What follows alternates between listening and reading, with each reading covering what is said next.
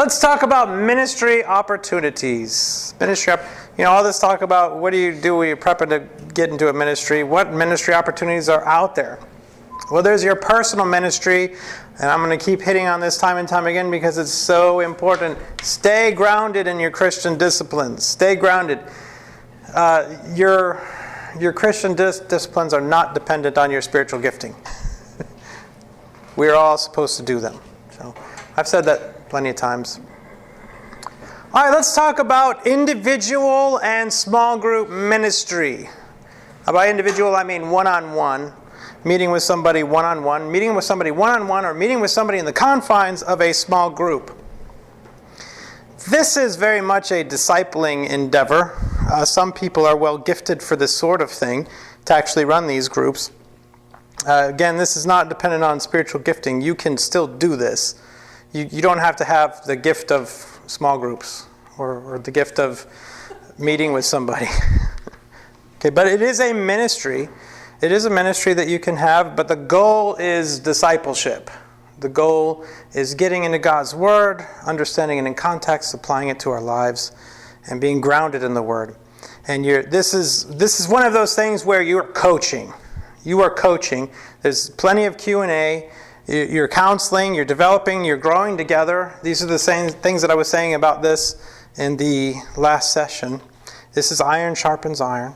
This is mutual growth, mutual accountability. So the small group, one-on-one would look like this.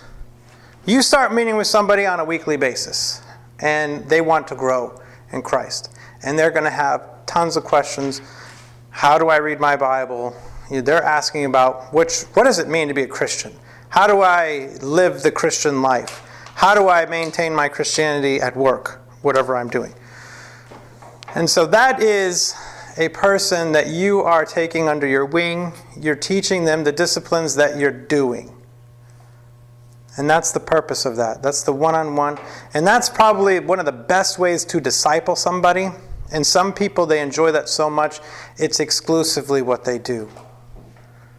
And it's where their heart's desire is.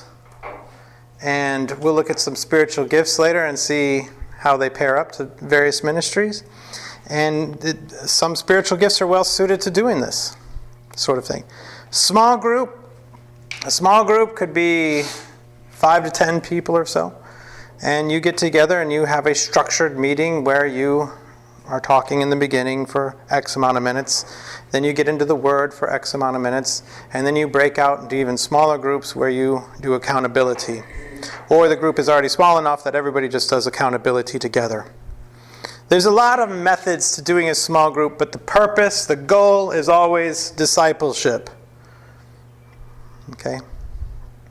And this is done in people's houses. Sometimes it's done here at church.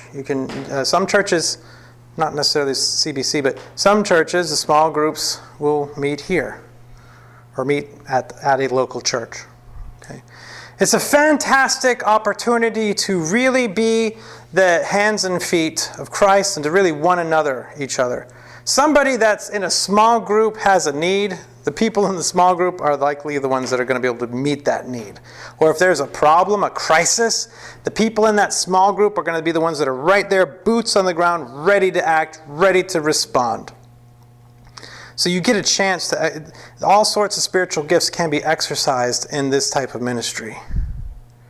But you being involved in it doesn't mean that you have to have spiritual gifts that fit into this ministry, because this is just good practice for any Christian to be in a small group or to meet somebody one-on-one and help them grow, help them take the first steps. One of the ways that I found in small groups that all of us grow that are in a small group that's been meeting together for some time. You'll have life experiences that will make you stronger for something that may be coming up in your life later on. For instance, I've had small groups where we had almost divorces, major sicknesses, suicides, deaths, and all these things has helped me and others that have been involved with something that's likely going to come up in the future in our lives, or some lives that maybe we can disciple, coach. Absolutely. I mean, it's a fantastic ground to exercise, to learn and be discipled, but to also exercise your gifts. Or maybe you have certain gifting, it's not your primary gift, but you like doing it, and it's a great opportunity for you to use that gift. So that's individual and small group ministries. Local church ministries are the ones that we find here. I'd had that website. There's a website, or the CBC's website actually has one of the tabs you can click on called Serve. You click on it, and it's like job openings. They have job openings there, and it's all children's ministry for the most part. But it wasn't just children's ministry. So David. Quit picking on David. Sorry. But local church ministries, this is what it's talking about, various ministries with various operations. So there's various ministries. It's not just one type of ministry. And these are the ones that are dependent on your spiritual gifting, your preference, your commitment, your competence. It's the sweet spot. Okay, it doesn't mean that small groups and one-on-one isn't your sweet spot. It can be. So let's talk about some local church ministries that we see, the common ones. This is not all of them. And some of them are more of an umbrella, right? So there's childcare and teens. Most churches will have something from birth to school age, and then elementary, and then junior high and high school. And this is a great opportunity for those who really do have a heart for children to go and pour into a child's life. You know, it's a lot easier to reach children for Christ than to reach teens. There's one of the former children's pastors here talked to me about it, and that's why, Kirk Morgan, and that's why he was so excited to do children's ministry, why he loved it so much. And he was a little bit younger than me, and he was this hip-looking guy. He was like this tall, and he loved the ministry. So, and when I talked to him about it, I could see how much passion he had for it, and I thought, I just don't. I don't, because he's like, you should really do it. You should really consider it, Jeremy. I'm serious. Because it's when I was working here and meeting with all the different pastors to see what would I want to do.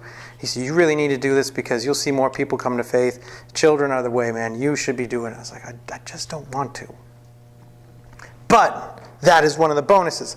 Teens, teen ministry, Jonathan Chang, of course, the youth pastor here, they have 242 groups where there's a group of guys that'll meet. You can come and disciple them, or a group of girls, and girls can go and women can go and disciple the girls, and you're helping teens dealing with teen problems. And you're meeting them where they're at. You're shepherding them. This is definitely a good, like if you have the spiritual gift of pastoring, if you have a spiritual gift of exhortation, words of wisdom. These are all needed here. This, of course, continues up to singles and young marrieds ministries. Singles is really fun ministry. It's like college. I should have put college and singles.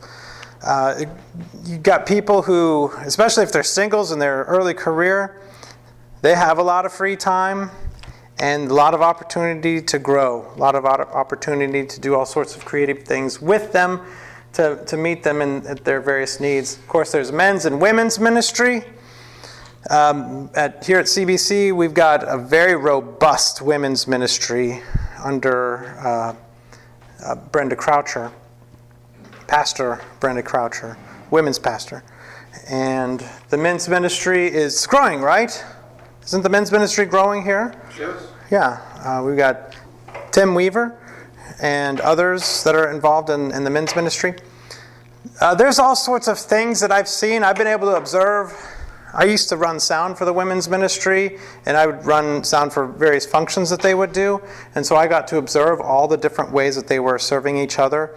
And some women had been through some really difficult situations, and there was a group specifically designed for them to minister to one another.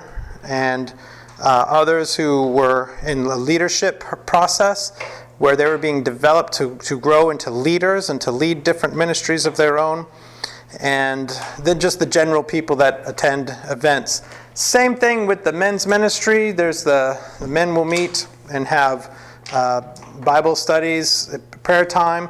Actually, when we got here, there was a bunch of men. Actually, every time we're here, they meet over there. I bring my stuff up here. They're all on their knees praying in there, which is a peripheral. I think it's BSF. Isn't it BSF? Oh, it's BSF? Yeah, it's a BSF. Isn't it co-ed? They have Well, co-ed the- classes now? I didn't think. I don't think they do co-ed. Okay, maybe not. So it was just a bunch of BSF guys. And there's also the Thursday morning. When do they meet? Thursday mornings, 5:30. Right. Wednesday night and 5, and also 5:30 Thursday morning. Which, if you prefer, this is the great thing. If you prefer, this is where preference is a big thing, you know. There's a lot of the same things that are happening in childcare teens, singles college, young marrieds, men's and women's. A lot of the same things going on and on. Okay, it's pastoring people. It's helping them through a situation in life, helping them to grow in Christ, and serving them in different capacities. You could, if you can do any of these, then you could fit into any of these. But what's your preference? Right? Hey, I enjoyed teaching 9th and 10th graders. I did. I liked it. Wasn't my preference. I mean, I could do it. I was pretty happy doing it. I wanted to teach adults. And so, but it's the same concept here. It really is. The difference is that all of you actually do care. And it's a subject that I actually really care a lot. I mean, I was teaching history, world history, which I love, and I was teaching Bible, which I definitely love. But, you know, some of the kids were just, I couldn't, there's nothing. You're always going to deal with that, though, I think in most situations. Right. You know, where's your level? Where's that student, if you will, their level of commitment? Yeah, and here's a massive difference between pedagogy and andragogy, is that the adults, between the methods behind teaching children and versus adults have already self-motivated. Like, Just by showing up. Just by showing up. They were supposed to show up. They Yep. weren't made to show up. That's right. The kid didn't have a choice. So I like that aspect of it. I could do any of these. I mean, some things there's barriers to doing, but this is where the preference is important, right? Because a guy could do men's, singles, young marrieds, childcare, teens. A guy or a gal could do any of those. What do they want to do? You know, I can teach. I could teach. You're off the hook. I'll teach the second graders. Just because I could teach doesn't mean that I need to go teach the second graders. Isn't some of that competence, though? Well, there's competence to it, but there's also the preference. Yeah. Because the competence would be Jeremy, you can't go teach them like you teach in here. Yeah. All right, boys and girls. You don't have to teach kids, though. But, I mean, if you're not comfortable with engaging with children, that's not just a preference, right? Like if you don't have experience in that, or maybe you're just not good at it. Well, here's the thing. If you're not good at it and you want to be, this is where the preference kicks in. Yeah. It's like, I really want to do it because I see the value in it, and you need to get better. So you need to up your competence. Well, and I was going to say, that's the desire part, too. Yeah. Why would you want to do something for the Lord and not want to do it well? Right. Right? Oh, I want to do that, but I just want to do I used to call it, I should say that, never mind. Just do not a 100% job. So you should want to. Now look at some of these others. There's the music and technical, which some people who are will poo-poo the idea of there even being, you don't have a gift for technical or for music. Yeah, you do. You are ministering in the church, in the context. You're serving in the church context. You may not have the gift of helps, where somebody's car broke down and you just can't wait to get there, but there's something that needs to be done at church and you just can't wait to help with that. So that's ministering. That's the gift of ministering, helping out at the church. The same thing could Or serving. The same thing could apply to mowing. Yeah, mowing. That's right. Somebody wants to go and do that. They have a real heart to do that. They should do that. And that could even, mowing itself could even fall under technical. I was thinking in terms of people that serve on the tech team. They do the lights, or they do the slides. They make sure the video is going correctly. Jarrett Gill is on the technical team. And I've used him as an example before because it was a very profound lunch that we had at CC's Pizza, where he said, well, I don't want to do anything really big and flashy, and I know I'm supposed to. All I want to do is I'd love to help out on the tech team. And he's wilting in front of me. He's like, I'm laying it out there. I'm putting all my cards on the table. I know I'm wrong in saying this. I just want to help out on the tech team. I said, awesome, you should. You didn't hear me. I said, I didn't want to do the big thing like what you're doing. You're teaching in front. I can't. Yeah, that's right. God didn't make you that way. So you need to go serve on that team. Congregational care. Wow. There's so many things within that context of congregational care. You have widows, orphans, the poor, and the sick. All these different people that have all these different needs that you could meet. And if your spiritual gifting is gravitating towards that sort of thing, you could do it. And I love the idea of congregational care, and I think they're renaming it actually here at CBC. But I love that idea. It's practical help. People need practical help. Some people need a vehicle. People that have the gift of giving may want to give a vehicle, or may have money to buy a vehicle for somebody who really needs it. Okay. That's definitely a calling too, by the way. Yeah. There's no doubt about it. That I watched Wayne. I got a chance to work in that church office for a little while, and he was amazing. He was amazing at doing what he did. Oh yeah. And I don't know anybody else who would get excited about hospital visitation, but he was ready to go. He was so good with people. He's still good with people. He's still right. He's still with us. I mean, he's not. Yeah, I know. Not dead. Past tense, oh, Wayne. I'm not dead yet, guys. Oh, hey, Wayne. You used to be really good.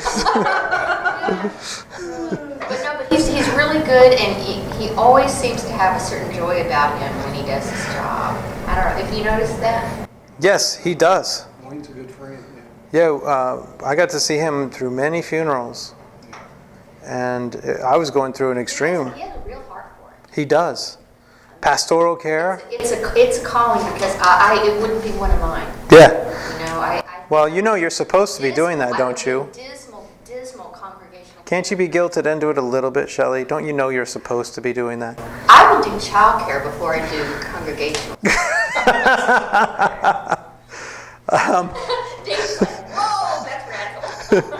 Adult Bible fellowships, it's adult Sunday school. It's a teaching ministry where you can not only teach, but you can also be on a leadership team and planning things. Like administration, things need to happen. People that have a good vision and plan of what to do with whatever, like outreach or events or just coming up with new ideas in order to get people engaged with God and with God's Word and with what God wants to do in their lives. Local outreach, that's an evangelistic endeavor. Tony Svensson's in charge of that here at CBC. But that is, if you've got the gift of evangelism, you want to make sure that you're plugged into local outreach. But I have it right next to missions, but this is more of the support team. But what if you don't have a heart for local outreach, but as I've heard some people say, they have a real heart for Africa? Well, I know you have a heart for Africa, but why don't you just do something here? Well, I've been doing stuff here. Oh, you have? Yeah. But I really want to go to Africa. Well, we need you on our team. You should be on our team. You see the danger that can happen there in ministry? You should be on our team because you want to do missions. I have a heart for Africa. I've been doing local missions. I'm telling you, I want to go. You don't want to pull that person in there. Okay? Or don't force them. Or somebody shouldn't feel obligated to. Just because they have. This is where preference. Because God put Africa on their heart. You don't want to be the one to quench the Holy Spirit working in it. Right. Exactly. Don't snuff out that flame. Don't snuff it. No more snuff. Snuff. What did you say? Spit cups. Local spit cups. Missions team. Some people love to support missionaries here at home. We have a robust missions team here at CBC. I didn't mean to make this so CBC oriented. I do have CBC up here because not everybody goes here, but these are typical of anywhere. There'll be a missions team, and the missions teams, you've got some people on the missions team are dealing with finances. You need somebody good with numbers to deal with that. They're not just... Some people on the missions team I've actually seen them go and fly and visit the missionaries because they have a heart to do that. You know what I'm talking about. Yeah, that's right, John. So they support the missions people. They're at home. They're the home support for the missionaries. There's a finance team. Most churches will have a finance team. Well, I just really like to help with finances and help organize the accounting and all of that. You know, I don't really have any gifting, but that's what my heart says. I want to make sure that the church is doing things correctly with that. I want to help out. I know it's not a big deal. Huh! It's a huge deal. Absolutely. Oh my goodness. Elder board and the deacons. The elder board here, I'd say if you have a real gift of administration and if you were approached to be on the elder board, it'd be a great thing for you to do if you like that sort of thing. The deacons, they do a lot of service projects. Terry's been both, deacon and elder. The deacons not only themselves are doing service projects, but don't they have teams? That you can join the teams and go and do various helps and services throughout the church. Of course, you have the pastoral staff, the people that are preaching and teaching in various capacities and heading up various ministries. And then the support staff. Even the support staff, the administrators here. Oh my goodness. Do you think administrators are needed? Oh my gosh, yes. Yes. So there's a lot of local church ministries. What was missing from the list? The purpose of this is there's a lot missing from the list. Yeah. Okay? This is not everything. All right? There's things that people haven't thought of. I mean, even more than the prophecy cookies.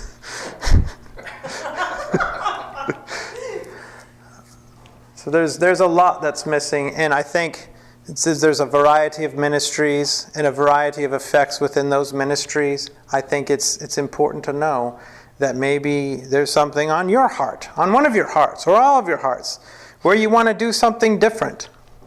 I know somebody among us that is really into doing the whole financial peace thing.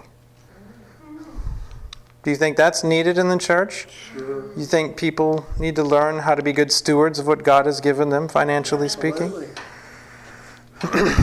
There were some people at our church who wanted to start an adoption support group for those that were adopting and fostering, which is a fantastic thing. So there's tons of things missing, though. Yeah. Okay. Jail ministries, prison ministries. Yeah. Homeless. Addiction. Yeah, I left that off.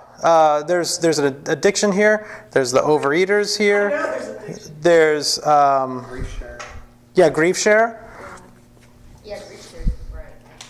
There's lots of opportunities, and if nothing on here or back here hit you, an individual small group, nothing here really struck you, that's okay. What is striking you? That's what's important. Have you found yourself or others saying, I don't know why they don't do blank at my church? Have we found that? Again, anticipating what I'm going to say. I don't think they have a men's ministry. See, that was good.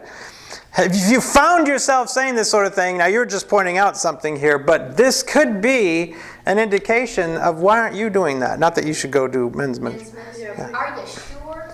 Because I've heard some people say, You're right. I don't know why we're not doing evangelism here.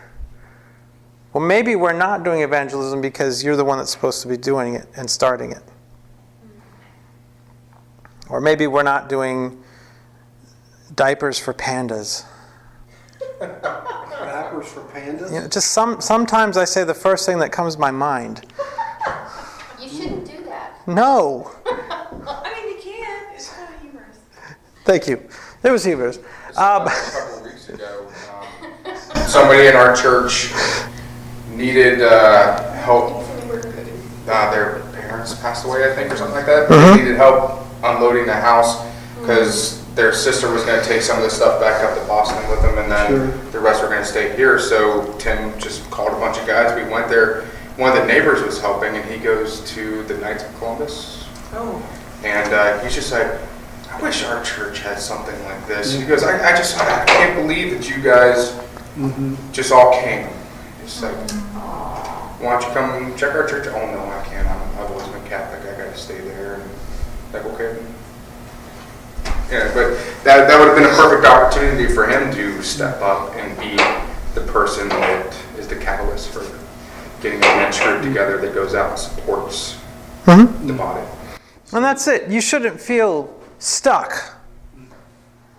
If you're the eagle, you shouldn't go into any of those suitcases. You belong in a different sky. So fly, baby, fly. Perhaps God's the one who put that desire in your heart for you to be the one that does it. I find that to be true. That's what those people who said, why don't they have one here? A support group for people that are fostering. Because people like I was are extraordinarily ignorant to the issues and needs of people that are fostering or trying to adopt. And so they started with this question, and then they started meditating on this and thought, well, maybe it's us. Now they've made they've built their whole life around this. They bought a house in order to take people in and help them that are going through this, because they had been through it so many times and they knew the issues, and they're there to help. And what a beautiful thing adoption is. We were adopted, all of us. So it's a beautiful thing. Of course, there's always the danger of, if you're not adopting, I don't care if you're single or married, if you're not adopting, you're not doing the work of God. Easy there, champ. I've had several people even tell me he's single. Yeah, exactly. I thought about fostering.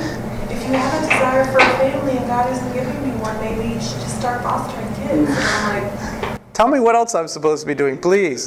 I'm enjoying this. But please do not be limited by what your local church is offering. You can start something. Of course, if you're, and understand the audience that I'm teaching this to is supposed to be disciples who are grounded in God's Word. If you're a heretic, please don't start anything. Right? If you're teaching false doctrine, get your doctrine right first. If you're a heretic, get out of the heresy and get into God's Word. Yeah, I can remember a few years ago, we lived in Barwood at the time, and nobody was doing evangelism, local outreach. It just wasn't going on. And so we just did it on our own. I mean, we'd meet on Saturdays, and we didn't ask. We just, that's great. We'd meet on, and who wants to go with us? We did that for 3 or 4 years. We hit 600 houses over 3 or 4 years, just reaching out. Yeah, I didn't put a bullet point on here, but you said something that's important, an invitation. Hey, we're doing this. Who wants to join? I'd love to. You'll get those people. How many people will say yes if you invite them? Yeah. We had the farmers, Christy and Jeff, and from time to time, different ones would come. But if it was just Emily and I, we went, and the church wasn't doing it, but we felt like this is something we needed to do, whether the church was doing it or not. And what's one of your spiritual gifts? Evangelism. Parachurch ministries. Oh man, if I'd have thought about it, I would put Covenant Academy up there. The Global Church Parachurch Ministries. It's various missions agencies, various education groups like Cypress Creek schools. Cypress Creek Christian down the street, Covenant Academy, Northland Christian, Houston Christian. This is a great opportunity. One thing now, we've both worked there. I mean, I've worked at Northland Christian, but somebody really loves teaching physics, and they love the Lord, and they can do both at the Christian school and teach these teens. It's a wonderful place for evangelism and discipleship, because they're all believers at Covenant, right? Oh, they're not. Oh my goodness! Can you believe it? So you take a pay cut, but if your heart desires it, you will love it. And then Mark, of course, who's not able to come today, Mark is with OMF, and they're going to go to Thailand. This is for missionary agencies. There's missionary agencies where you can go overseas, missionary agencies where you can stay here and do missions work here in America as well. And so within all of these mission organizations, there's so many different types of ministries that could suit your gift. Now, somebody that's going is to be a missionary in a foreign country, or even here to a different city, or like to a college campus, right? Or to Utah, yeah. They have the gift of an apostle. They're a sent one, right? How about CareNet and places like that? CareNet, oh yeah, CareNet. Yeah, you know what? That's really good. That's like a local parachurch. Yeah, very good. CareNet would be excellent. Some gifts are for specific ministries. Others apply in all ministries. That's the cool thing about your gift. Your gift is not just going to be limited to one specific. Some gifts are pretty limited to one specific ministry, but others are not. So let's think in terms of spiritual gifts and what ministry, out of the ministries we've seen, or anything you can think of, where would these be appropriate? Word of wisdom. I mean, that's pretty specific. There's only like one particular ministry that this fits in. No, that could probably almost, I guess, all of it. Yeah. Nobody wants to speak an unwise word in anything. Exactly. But some people are just so good at it all the time. So word of wisdom, word of knowledge works great in teaching, works great in any context, period. So you're not limited if this is your gifting. Faith. Those who have the gift of faith, though, I think they're best suited to being like a spearhead, going somewhere, because they are like a pioneer into new ground or a new ministry. These are good ministry starters. They're stepping out. If they say, God is with us, I know that He is, let's go. And you're like, okay, all right, I think God's with us. He says God's with us. I'm not sure. I think He is. But those are the people, they're good to start a ministry. Healing, which we saw could be physical, could be mental, emotional, spiritual. Healing. What sort of ministry? Counseling. How about the physical healing? Where would somebody who has the gift of physical healing go? Anywhere where there are sinners who need medical attention. Sure. Medical attention or mission field. I don't know why. It always seems like when you're on the cutting edge or the bleeding edge of the mission field, you'll see more these types of things happening. Doesn't mean that they can't be here. Miracles. Dunamis. Don't we want... Somebody's got to have this. Come on. No, none of you people? It seems to me that if you did have it, the obvious place to use it would be for evangelism. To demonstrate the power of God. It's pretty much used in the Bible. We do see it as an evangelistic endeavor. The greatest miracle is salvation itself. Yep. There's nothing greater than that. I have a saying, the greater miracle is a saved soul, not a body made whole. That's a good saying. Prophecy. Use that anywhere. really, we could use it anywhere. Fortune cookie feed. Yeah. Discerning spirits. These are good apologists. Oh, yes, right, absolutely. Spotters of false doctrine. Tongues.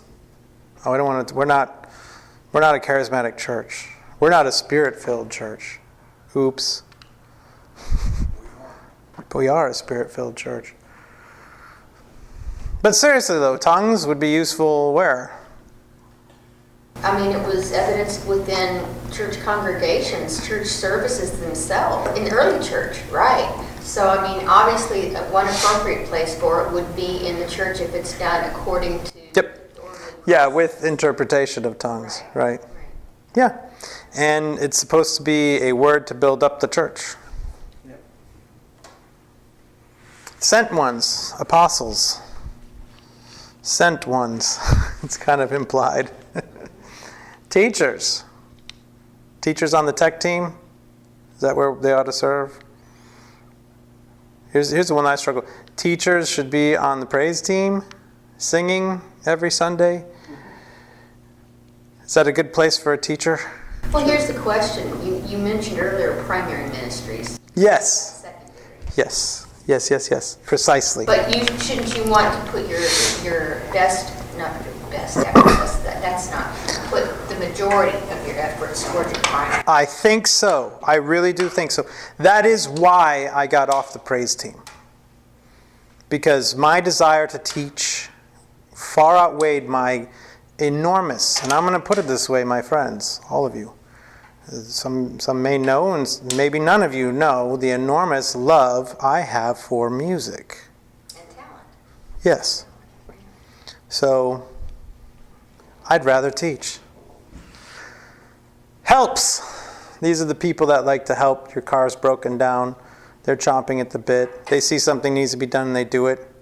Oh, I noticed some siding was broken on the church and I went and fixed it. Now, I don't know if anybody's doing that, but that would be a good thing. Like, I always think of Tim Snow. I noticed that you guys kept using that podium and it was always falling down, so I made you one. The goobers, the kubernetes, the governors, the administrators. Everywhere. Yeah, they're needed absolutely everywhere. Administrators are needed. I mean, really, to keep you straight and focused. I am not a great administrator, okay? So I need people to help me with administration. I do. Ministering, this is diaconia. These are the people that are serving like a deacon. There's support for deacons, support for functions that are happening in the church itself. These would be people that, this is like Jarrett. Say, I just want to help out on Sunday morning. I know it's not a big deal. No, it's a big deal, man. Please. Exhortation.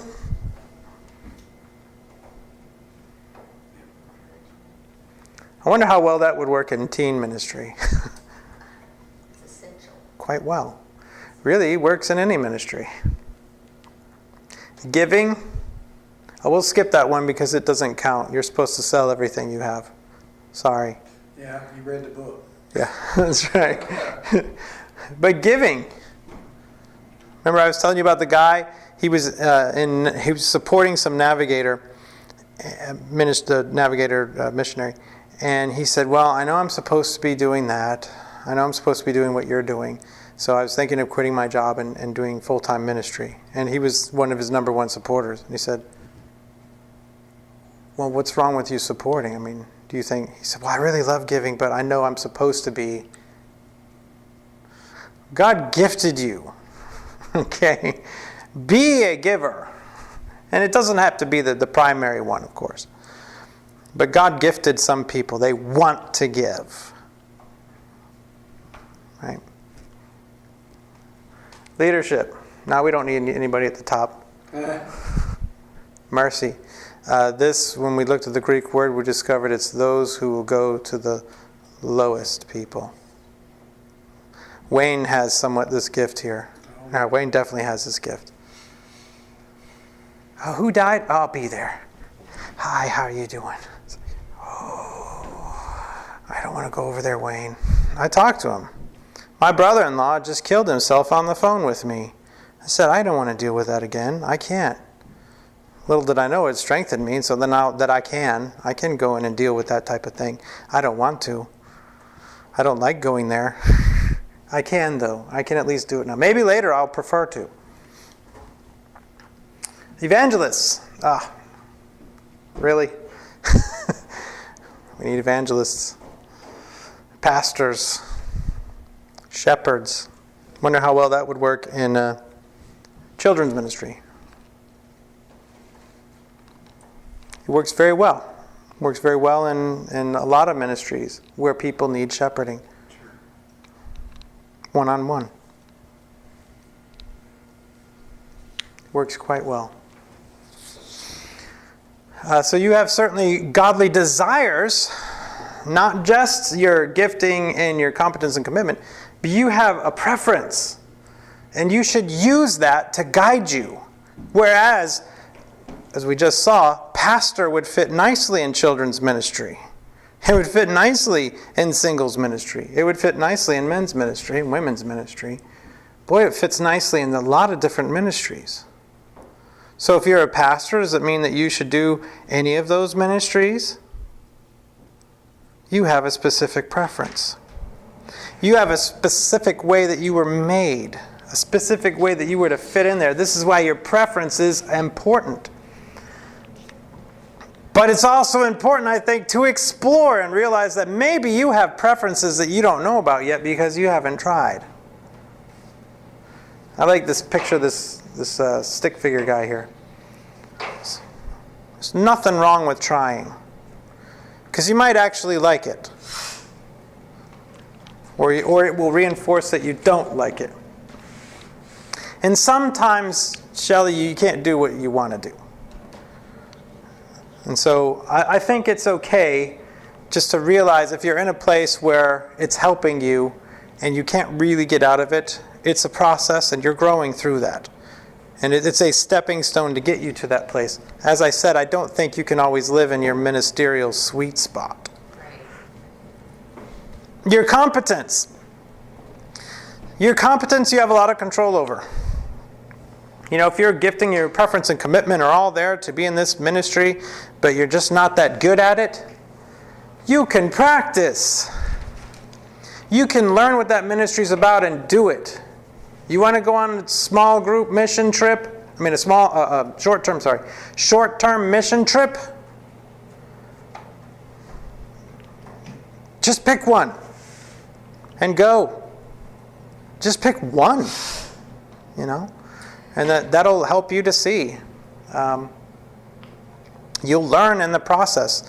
I was thinking to you, Ryan, you're going to lead the Belize trip. This is a fantastic chance for your competency to go up. You're going to be challenged here. And you may love doing that sort of thing. It may become something more of what you do. Who knows? Do you think we need people to lead short-term mission trips? What happens if we don't have anybody to lead them, Terry? You pray a lot for the Lord to send you somebody. Yeah, and or else there won't be any short-term. There won't be any short-term trips, because somebody wants to go on a trip. They're not the leader. If there's nobody to lead it, the thing falls apart. The person still wants to go to Cuba. They're probably not going to wind up going, or go to wherever. And the thing about, if you're not very good the first time, so what? You're not perfect at this after one try, or even after two, even after 1,000 times. You're not perfect. Nobody's perfect. We are all works in process. It should be a process of continual improvement, where you're learning from your mistakes and you're adding on new tools. Yeah, I like that. It sounds so business. Continuous improvement. But it's true. I mean, it fits nicely with whatever you're doing. Your competency for the thing that you're doing should be high, whatever that ministry is. And you should be a learner. You should be learning more about how your ministry works and sharpening yourself so that you can do a better job at it. It's not that hard to... time is an obstacle, but really your heart's desire is to do that thing. Aren't you going to want to learn how to do it more and more and effectively? It's just a natural thing. And whenever you're going to be in any sort of ministry, you need to make sure that your preparation is there. Preparation is key. Isn't that right, Matt? Preparation is high. It should be high on your priority list. I learned a long time ago the key to getting over nerves was preparation. Preparation. If I was prepared for something, I could do it no problem. If I knew it like the back of my hand, I suddenly didn't have to worry that I was going to screw up in front of people. And that applies to whatever it is that you're doing, whatever little task that you're going to be in charge of. And with that preparation comes a good execution, an excellence. You should be aiming for an excellent execution of whatever it is that you're doing. That's true. Sometimes you just don't belong there. If your competence is never getting better, take that as a sign that you need to move on. Okay? If somebody in your organization, if their competence is never getting better and you know they're trying and trying and trying and trying, so there's times where your competency is not going to be there, and you should take that as a way for you to reevaluate and say, I should move on. I'm just not cut out for this thing. I love it, but for some reason I'm not cut out for it. Well, and I like that you need to move out of the way because there's somebody. Yes, exactly. You're not doing any favors at all to yourself or to God or the ministry. None of it by sticking around. Subsequently, you're doing no favors in the same way when you allow somebody like that to stick around. Your commitment. You should be chomping at the bit to do this thing. I woke up at 5:45 today. I'm excited. I mean, there's a sadness in me because this is DL101 last day, okay? And it's the last time it's going to be like this, maybe. I don't know. And Dylan's gone, and I put the sign up in honor of Dylan was here, and Dylan made this sign. And That's cool. Are those his glasses? I don't know. Could be. We'll say it. It is Dylan's glasses. I'm chomping at the bit to do this. Last night I was like, man, I put all this stuff together. I was so excited. I'm chomping at the bit.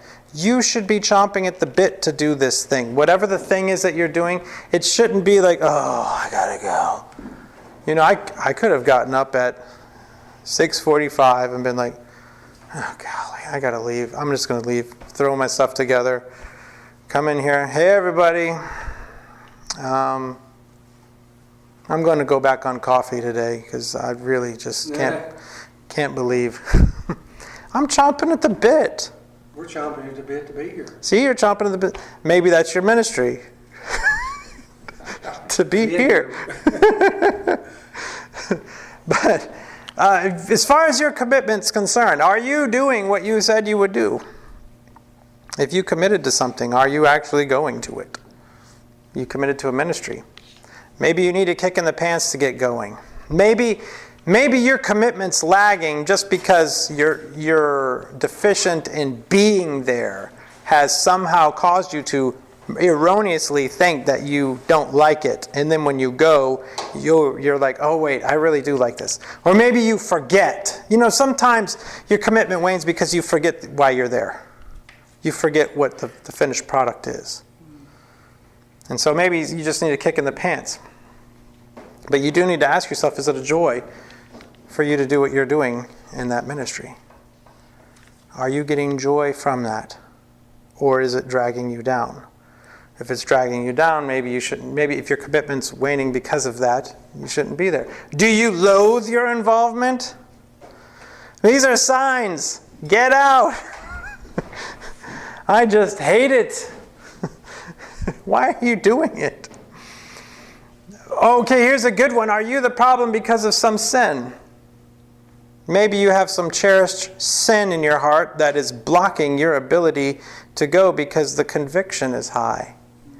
This is why you always have to stay grounded in your discipleship. Okay?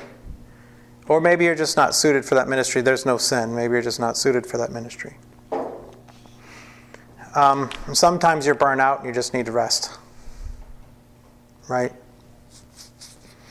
I'll tell you what, we went to Galveston a few weeks ago. My goodness, I needed it. I was losing it. I needed that break. And I got it, and then refreshed, ready to go. I'm ready. Bring it on. I'm so ready, and now I'm not even going to be teaching. I got Matt teaching. So, for ministry opportunities and you, are you looking for a ministry to join? Have you done a thorough job analyzing your spiritual gifts, your preferences, your competency, and your commitment? Have you done it? Do you see the value in this, in thinking in these terms? Do you see the biblical backing that I've been laying out for you, that you were tailor-made for something? I'm assuming you're all getting that. Are you in a ministry that is using your spiritual gifts and preferences? Just because you have the gift of being a pastor doesn't mean you have to be dealing with teens if you don't like it, if you'd rather be dealing with singles or college kids. Maybe you should switch ministries. Do the analysis and see if you should switch ministries. Or maybe it just reinforces the cool thing. I was really hoping Mark would be here today. I was scared with Mark being in our class because I thought, I'm going to say something that's going to freak him out and he's not going to want to be a missionary to Thailand. And I'm arguing with myself. It's like, that may not happen. But if it does, well, if it doesn't, it's a good thing. He shouldn't be. But he and I went to lunch. We went to Salada. They got good salads there. And I asked him about that. I said, how have things been going in class? He said, well, Jeremy, it's just reinforced that I really need to be going to Thailand. Yes! Have a tomato.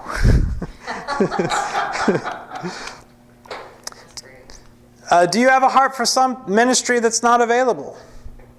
Well, then start it.